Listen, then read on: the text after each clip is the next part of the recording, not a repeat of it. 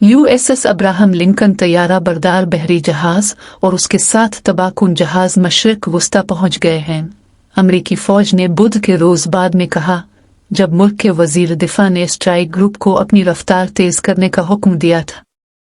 Career کی آمد سے خطے میں تعداد 2 ہو جاتی ہے، کم از کم عارضی طور پر، جیسا کہ لنکن USS تھیوڈور روزویلٹ کی جگہ لے رہا ہے، ایک ایسے وقت میں جو کہ ہائی پروفائل قتل کے بعد علاقائی تنازعات کے بڑھتے ہوئے خدشات ہیں، جس کا دعویٰ کیا گیا ہے، اس پر الزام لگایا گیا ہے۔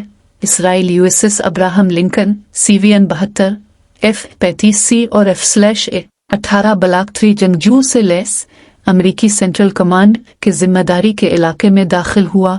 مشرق وسطی کے لیے ذمہ دار ملٹری کمانڈ نے سوشل میڈیا پر کہا USS Abraham Lincoln CVN 72 carrier strike group 3 کا پرچم بردار ڈسٹرائر اسکواڈرن D7 21 اور کیریئر ایئر ونگ CVW 9 کے ساتھ ہے۔ پینٹاگون نے 11 اگست کو کہا کہ امریکی وزیر دفاع لائٹ آسٹن نے ماہ کے آغاز میں اس علاقے میں اپنی تعیناتی کی ہدایت کرنے کے بعد لنکن کو مشرق وسطی کے لیے اپنی نقل و حمل کو تیز کرنے کا حکم دیا تھا۔ حزب اللہ اور ایران کی جانب سے گزشتہ ماہ کے آخر میں اسرائیل پر ہونے والی دوہری ہلاکتوں کا جواب دینے کے عزم کے بعد سے ایک بڑی کشیدگی کے خدشات بڑھ گئے ہیں۔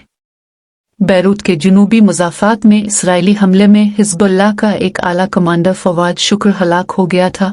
اس سے کچھ دیر قبل تہران میں حملے کا الزام اسرائیل پر عائد کیا گیا تھا، جس میں حماس کے سیاسی رہنما اسماعیل ہنیہ کو ہلاک کر دیا گیا تھا۔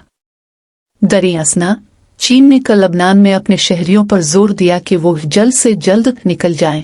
سفارت خانے کے ایک بیان کے مطابق بیروت میں چین کے سفارت خانے نے کہا کہ حال ہی میں لبنان اسرائیل سرحد پر حالات بدستور کشیدہ ہیں اور لبنان میں سیکیورٹی کے حالات سنگین اور پیچیدہ ہیں۔ دریاسنا چین نے کل لبنان میں اپنے شہریوں پر زور دیا کہ وہ جلد سے جلد نکل جائیں۔ سفارت خانے کے ایک بیان کے مطابق بیروت میں چین کے سفارت خانے نے کہا کہ حال ہی میں لبنان اسرائیل سرحد پر حالات بدستور کشیدہ ہیں اور لبنان میں سیکیورٹی کے حالات سنگین اور پیچیدہ ہیں۔